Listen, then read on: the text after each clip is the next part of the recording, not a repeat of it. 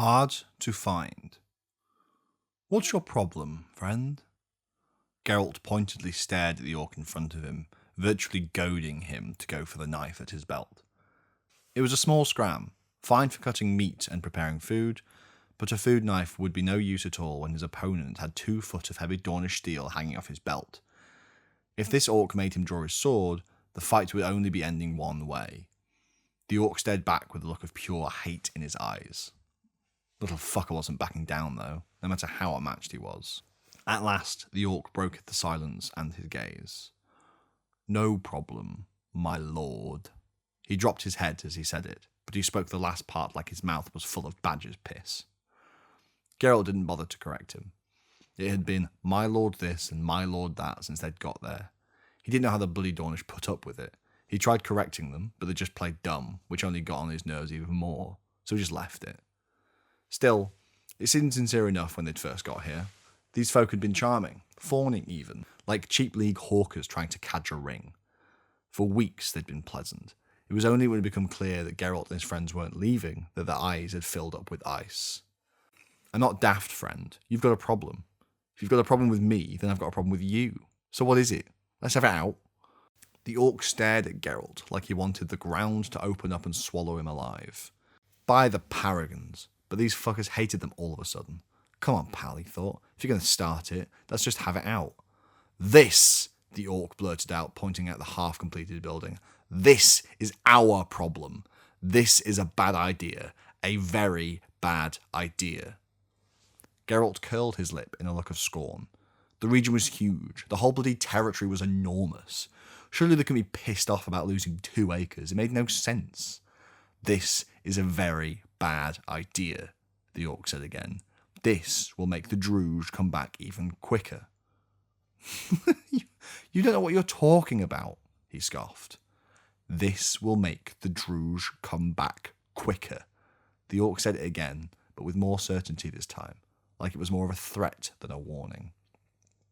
Then, as if he'd said too much, the orc spun on his heel and walked hurriedly away.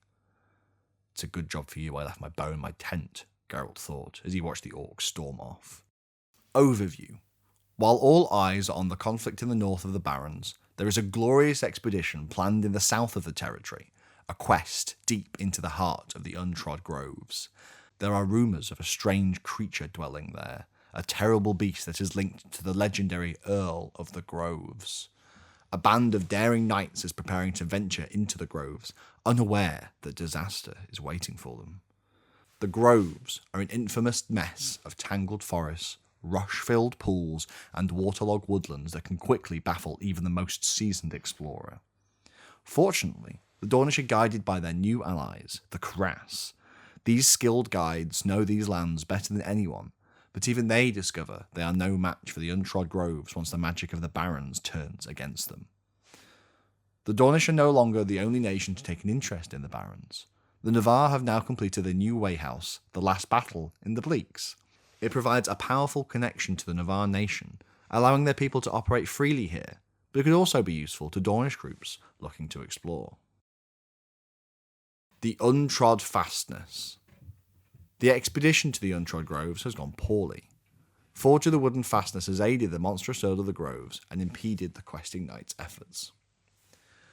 At the autumn equinox, a band of Dornish questing knights journeyed into the Untrod Groves within the Barrens. The Groves are the furthest extent of the Great Forest of Peytat. They are badly understood and barely mapped, as the name suggests. The knights were aided by the Kras, who had agreed to assist after negotiations with the Baron Senator Aramis du Frost. There was some suggestion that there might have been a dangerous presence in the woods, linked to the legendary Earl of the Groves, who is said to claim their demesne deep within the trackless forest there. There were even rumours that this Earl was some kind of terrible beast, perhaps even the manticore of legend, although they are traditionally native to dry, arid regions, quite unlike the Barrens, so that seemed fanciful. A host of questing knights assemble on the border of the groves as the autumn turns to winter. They are more than 3,000 strong, surely enough to overcome any threat. The Kras at their side as guides, they set off into the forest, searching for wealth, glory, and adventure. Some return.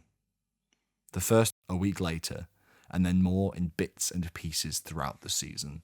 Their number, however, was much reduced. The survivors have spoken of a horrible nightmare within the thicket of the trees. At first, they had early successes, gathering much dragon bone and iridescent gloaming with the help of their Karas guides, who knew the woods well. Then, the forest itself began to turn against the questing knights, the woods becoming a thorny barrier that turned back their attempts to move forward. The Karas seemed still to move with relative ease, calling the forest their home as they do at present. But this only served to separate the questers from their guides all the quicker. The thorns grew sharp and cruel, and when camp was made in a clearing, overnight it would become a thick forest once again, separating questing bands from each other. It soon becomes clear that a powerful spring ritual is in place in the region. The ritual appears to be Forge the Wooden Fastness, which is a defensive ritual that protects an area by causing thickets of thorns and briars to form in the area, creating impenetrable walls of living vegetation. The wooden fastness makes an area extremely difficult for enemies to traverse, which is exactly what is happening here. But it shouldn't be. The tree should part to allow the swift passage of allies. For reasons that are unclear, the enchantment has gone awry when selecting who is friend and who is foe, but that ought to be impossible. There is one way that could be happening. The ritual chooses who to aid and who to hinder based on who has the greater claim to the area. The untrod groves are under imperial control, so there ought to be no problem here, and yet there clearly is. The only possible magical explanation would be that someone, has a greater claim to these lands. That's definitely not true in a military sense. Nobody is contesting control of this region within the Empire, but Dominion is a complex hearth magic, and it's now possible that something here has an older, deeper claim to these lands than the Empire. The Earl of the Groves. Some who journeyed into the woods have become vassals of the Earl after falling in battle to its stinging tail. Some of the vassals have crossed into the Bleaks and are heading for the Golden Sun encampment. Other vassals have begun making friends and alliances with local Dornish houses. It seems something else calls this place home. Something more than the Karas, who are thought to live on the outer reaches of the side of woods that edges onto the Bleaks. The survivors of the expedition confirm the presence within the groves of something resembling the Manticore of legend, some horrible carrion beast with a venom sting and an all-too-human face with a mouth smiling wide and cruel. They say that this being has named itself the Earl of the Groves. With a barbed condemnation, it accused them of being trespassers and malcontents on the rightful holdings of a Dornish house. Of course, a Manticore cannot be a member of the Nation of Dorne, any more than a Hyla can be a member of the Nation of Wintermark, or a Mora call itself a true Varushkan. Yet, those who journeyed into the woods confirmed that the beast sometimes took human form, and when it did, so it wore all the trappings of earldom, and by its side marched nobility and yeofolk both. They speak caution regarding the latter, however. Those who stood with the Earl of Groves moved as one with the Earl, as if they were simply extensions of its malign will, and when it spoke of them, it called them its vassals. Or perhaps vessels? Reports are unclear. They generally tended to be armed with magical weapons and tools of the War Witch, with the ability to shatter their opponent's weaponry or hold their legs or body in place. This had disturbing implications when set alongside the reports of the effect of the Manticore's sting. Those stung by the Manticore began to experience a hollowing out of their inner nature and a rising within them of base and cruel desires. This was not simply a physical poison, but a spiritual malady that seemed to corrode the very essence of what it meant to be a human inside them. The Yao was in short supply for those who had travelled within, so while many were exercised as spiritual corruption, many yeofolk who had been separated from the baggage trains of the military units succumbed. At the last, they became unrecognisable to a priest's eye as human, and they left their friends and comrades and went to join the Earl as vassals in turn. Those who went on the expedition managed to get deep enough into the woods to confirm that there is a glade within, in which sits a manse, a manor in the traditional Dornish style in a great clearing, with banners and a tournament square as if it were a field in Astaland. From there, however, they fought a fighting retreat as the Earl and its vassals pushed them back into the outer woods from which they had come. The Cuirass only managed to find the adventurers again after the woods had forced them out. They are apologetic for the night's misfortune, claiming that the magic was as confusing for them as it was to the Imperials. Some are suspicious of them, but they appear to be genuine. A triumphant failure. Players more than achieved the necessary military unit strength to successfully reconnoitre the untrod groves and discover the power that lurks within. As with our Winds of War, this Wind of Fortune has a strong narrative in which the expedition struggled and only just made it to the Earl's manse at the heart of the groves. The description includes important thematic elements that contain information that is relevant to the situation, but, as with the Wind of War, they don't change the mathematical income. The questing knights have successfully managed to discover all there was to find here. The Earl reaches out, the Barons. A group of the Earl's vassals have been talking with minor Dornish houses in Hope's Rest and Bitter Strand. A second group of vassals are approaching the Golden Sun's baggage train. Bandits of the Bleaks are moving on the baggage train, and the vassals appear to be trying to intercept them. This skirmish is a combat highly likely encounter. The General of the Golden Sun is responsible for minimizing the threat to the baggage train. There are no innocents present on this conjunction. Magistrates advise that lethal force is fully justified. As the winter solstice draws closer, two groups of vassals of the Earl emerge from the woods. The first group of vassals moves out, unarmed, to Hope's Rest and Bitter Strand, where they appear to watch with interest afar the dramatic events transpiring in the Fangs. They also visit small settlements of the most adventurous Dornish folk out here in the wilds. The vassals offer friendship and support to their fellow Dornish houses. They talk of shared ideals, of glory and ambition, and how the small houses of the barons might collaborate to become more powerful. Not everyone likes what they have to say, but a few houses are happy to make an alliance with the Earl. They do not appear bewitched or affected by the Earl's poison. It seems they might have been convinced by its words that it is Dornish in spirit, if not in legal fact. They speak movingly of the Earl of the Grove's support for Dornish ambition and Dornish pride in the barons. The Earl claims the untrod groves for themselves and will defend them against any interlopers, just as any Dornish Earl might, but their only desire is to help their neighbours become more glorious. Those that claim to have spoken with the Earl or its representatives say that the Earl has asked them to travel to Anvil to attend the Earl's council on the Friday evening of the summit on their behalf. Another group headed towards the Bleaks, where the Golden Sun, fresh out of Thorunin, are encamped. A week later, one of the army's baggage trains was attacked and looted by a small group of bandits in the Bleaks. Such perils are common in the trackless wild areas of the Barrens, and would not normally be a problem, but this is a relatively large band of bandits who are surprisingly well equipped, which suggests they are either deserters or, more likely, looters. The vassals, some of the Yofolk who are separated from the exploratory force, seem to know where the bandits are and have moved to engage them. It's not completely clear what's going on, but killing the bandits is the minimum needed to remove the ongoing threat to the army's supplies. The heroes should also find out what the Earl's vassals are doing and stop them if necessary. An outstretched hand. A herald of Jaehaerys has approached the knights who quested in the untrod groves. They invite some of those who attempted the quest and the Night Protectors of Dawn to an audience at 4 o'clock on Saturday, accessed via the Hall of Worlds. They wish to discuss the Earl of the Groves in the untrod groves and claim to offer to help to defeat it.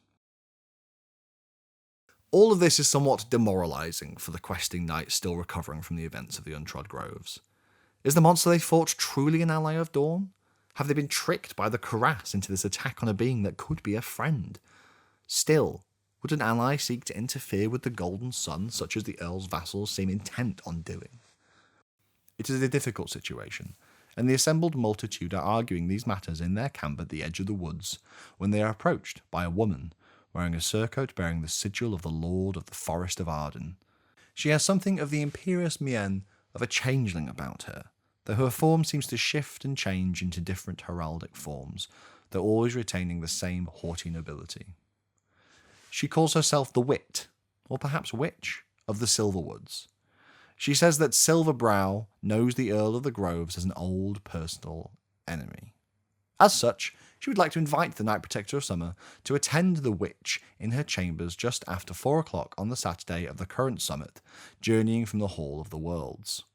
They should select from amongst those who have journeyed into the groves as many to accompany them as their banner will allow. In addition, the invitation is also extended to the other 3 Night Protectors, who may travel under their own banners. They may not bring accompaniment, but, explains the witch, their presence is no less vital to what she has to discuss. She will relay the will of the Lord of Despite and offer alliances against the Earl if the Night Protectors wish it. Participation, the Untrod Groves. Any character whose military unit was assigned to support the expedition to explore the Untrod Groves is welcome to have been injured during the adventure, although by now your wounds will have been treated and healed. If you want your character to have been affected by the Manticore's sting and subsequently exorcised of this mysterious malady, you will have felt the following roleplay effect while under it. You feel uneasy and disconnected from your body. It feels natural to indulge your basest and most wicked instincts. Once exorcised, the sting wound will have healed and the effects will have almost completely faded, but you may still experience some lingering influence from the venom during the summit. We also cheerfully encourage characters who assign their military unit to explore to also roleplay that they are personally acquainted with 1 or 2 of the Yo-folk who are separated from baggage trains and succumbed to the Manticore's venom. Across the lines. The last battle is a wayhouse built in the Bleaks to provide a reconnaissance base to fight against the Valorn. The Keeper of the last battle will be appointed by Navari generals this summit. The Keeper will immediately face a dilemma regarding the other occupants in the Bleaks. The Turin Flats and the Nesutak Forest in the Sarangrave and East Ring in Thurunin are now under threat. Any Navar can get a new personal resource in the Barrens for free this season. Navar resources in the Barrens count as being in Thurunin for voting in senatorial and similar elections.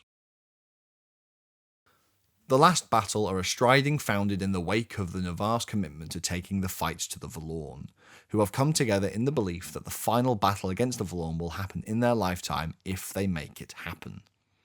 They are almost exclusively Thorns, sworn warriors who are eager to engage the enemy and defeat them once and for all. However, to connect all the Valorn hearts requires the Empire to fulfill its destiny and conquer the lands between. At a minimum, the Empire will realistically need to be in control of the Sarangrave before final decisions can be made on the approach to the heart that lies in Vaisokuma.